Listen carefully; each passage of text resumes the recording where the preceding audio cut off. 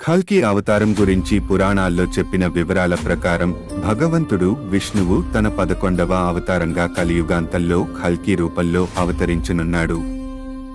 భవిష్య పురాణం, విష్ణు పురాణం, శివ పురాణం, శ్రీమద్ భాగవతం లాంటి గ్రంథాల్లో కల్కి అవతారం గురించి వివరంగా చెప్పబడింది. కల్కి అవతారం ఎప్పుడు జన్మిస్తాడు? కల్కి భగవాన్ కలియుగాంతంలో చివరి దశలో అవతరిస్తారని పురాణాలు చెబుతున్నాయి. కలియుగం మొత్తం 4,32,000 సంవత్సరాలు ఉంటుందని పురాణ గణన. ఇప్పటి వరకు సుమారు 5,000 సంవత్సరాలు గడిచాయి. అంటే ఇంకా 1,000 సంవత్సరాల తర్వాత కల్కి అవతారం అవుతారని విశ్వాసం. కల్కి భగవాన్ ఎక్కడ జన్మిస్తాడు? కల్కి భగవాన్ భారతదేశంలోని ఉత్తరప్రదేశ్ రాష్ట్రంలో ఉన్న సంభల అనే గ్రామంలో జన్మిస్తారని పురాణాలు చెబుతున్నాయి.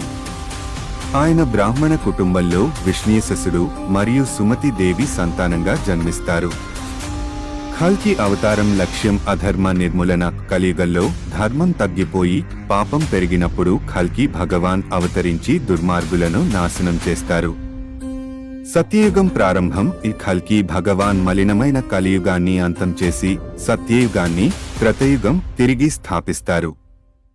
కలియుగ యుద్ధం. ఆయన అశ్వంపై వచ్చి భయంకరమైన యుద్ధంలో అసురులను నాశనం చేస్తారు. కలియుగ యుద్ధానికి ఎవరు సహాయపడతారు? పరశురాముడు. ఆయన ఇప్పటికీ జీవించి ఉన్నాడని పురాణ విశ్వాసం. కల్కికి ఆయుధ విద్య నేర్పుతాడు. హనుమంతుడు అనుకున్నప్పుడు ప్రాప్తించగల శక్తితో భగవత్ కార్యానికి సహాయపడతాడు. వేద వ్యాసుడు మానవులలో ధర్మాన్ని స్థాపించడంలో సహాయం చేస్తాడు. దివ్య దేవతలు, సిద్ధ పురుషులు ధర్మాన్ని రక్షించేందుకు సహకరిస్తారు. కల్కి భగవాన్ ఎలా ఉంటారు? తెల్ల గుర్రంపై స్వారీ చేస్తారు. చక్కటి కత్తి, ఖడ్గం చేత పట్టుకుని ఉంటారు. తేజస్వి, దీప్తిమంతమైన శరీరం కలిగి ఉంటారు. పాపాత్ములను నాశనం చేసే భీకర రూపం ఉంటుందని పురాణ వర్ణన. కల్కి అవతారం గురించి మరో విశేషం. ఆయన పాలన తరువాత సత్యయుగం పునరుద్ధరించబడుతుంది. మానవులు మళ్లీ నైతికంగా ఉన్నత స్థాయికి చేరుకుంటారు. భూమి మీద శాంతి నెలకొంటుంది.